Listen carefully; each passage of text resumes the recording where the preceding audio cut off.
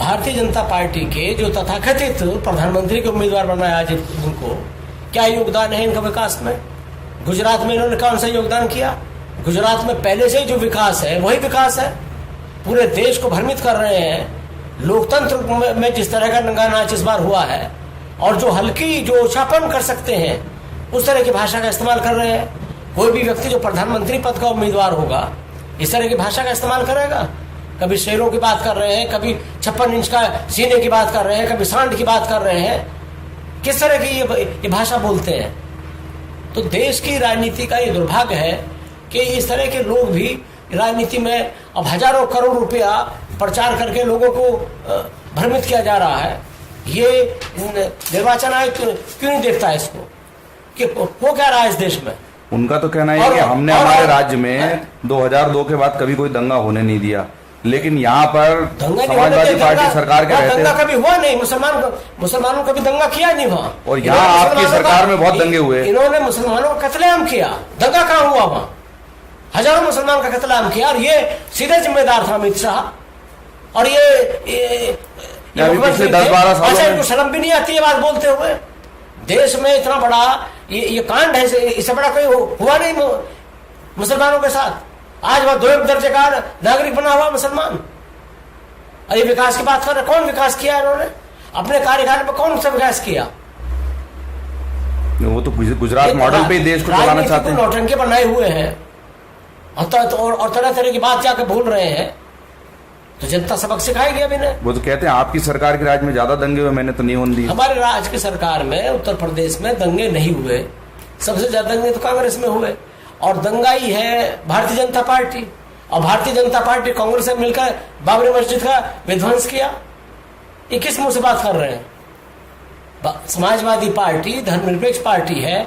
श्री मुलायम सिंह यादव जिससे ज्यादा धर्मनिरपेक्षता के लिए किसने संघर्ष नहीं किया 50 साल से? और समाजवादी पार्टी का सिद्धांत है ये, हम सरकार में रहते हैं नहीं रहते हैं, लेकिन हम धर्मनिरपेक्षता के लिए, हिंदू मुस्लिम भाईचारे के लिए लगातार कोशिश करते हैं, ये मजबूत हो। ये बताइए, नरेंद्र मोदी बनारस से जीत जाएंगे? नहीं, बिल्कुल नहीं। वहां की जनता सब समझती है, उत्तर प्रदेश का मतदाता जागरूक है, और समाजवादी पार्टी श्री मुलायम सिंह यादव जी के कारण भारतीय जनता पार्टी उत्तर प्रदेश में पनप नहीं सकी कभी। आपने कोई बड़ा मजबूत उम्मीदवार वहां खड़ा क्यों नहीं? मजबूत उम्मीदवार चौड़ा से मजबूत उम्मीदवार है, जमीन के कार्यकर्ता है, MLA रहे हैं, मंत्री रहे हैं, वहां पर तमाम गरीब लोग हैं, सब समाजवादी पार्टी और चौड़े से वोट देने वाले हैं। लेकिन अब ये तो भ्रम फैलाने के लिए नरेंद्र मोदी जी प्रधानमंत्री पद के लिए योग्य उम्मीदवार हैं नहीं है? कोई योग्यता, कोई तो योग्यता होना चाहिए। किस तरह की भाषा का वो इस्तेमाल करते हैं, क्या उनका राजनीतिक दर्शन है, क्या आर्थिक दर्शन है? राष्ट्र का एक बड़ा पद है ये, और इस तरह से धोखा देना राजनीति में, जिन्हें कुछ पता नहीं, आर्थिक नीतियों का पता नहीं, यानी गपबाजी चलाने से और एक तमाशा खड़ा करने से लोगों को समझते हैं कि मतदाता उनके पक्ष में आ जाएंगे। कोई योग्यता नहीं है। कौन सी आर्थिक नीतियां हैं इसकी?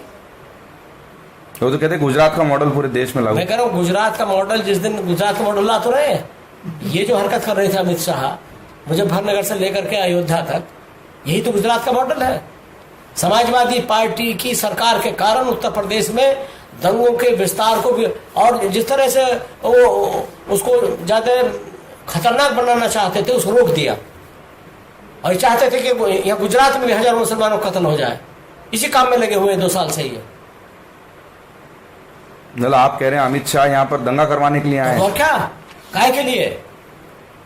ये उसके मास्टर है, नरेंद्र मोदी और अमित शाह दंगों के मास्टर हैं ये।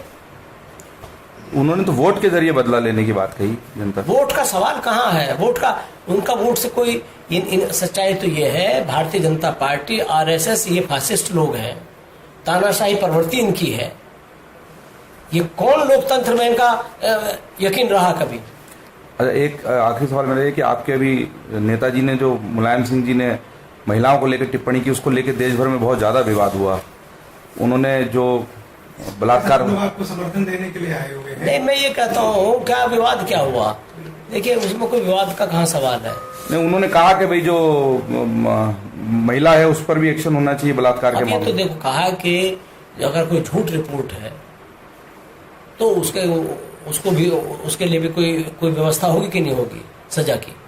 मान लो कोई झूठ बोल रहा है कि मेरे साथ ये किया, अब वो है नहीं सच, तो बड़ी क्या होगा? मुश्किल से जो निर्भया कांड दिल्ली का हुआ, उसके बाद कड़े कानून बने, उसके बाद कड़े कानून को देखिए, शक्ति बिल मामले में उसके बाद सजा हुई, कड़े कानून बनाने लेकिन की आपके बात हो नेताजी रही है, कहते हैं कि जितने कड़े कानून बनाने की बात हो रही है, समाजवादी पार्टी चाहती है कि उसका दुरुपयोग ना हो।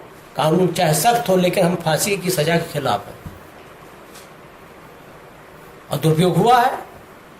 जो कानून की बात हो रही है उसका दुरुपयोग होता है, तो हम दुरुपयोग ना हो कानून। चलिए, उत्तर प्रदेश में आपकी कितनी सीटें आएंगी एक बार आखिरी इस पर?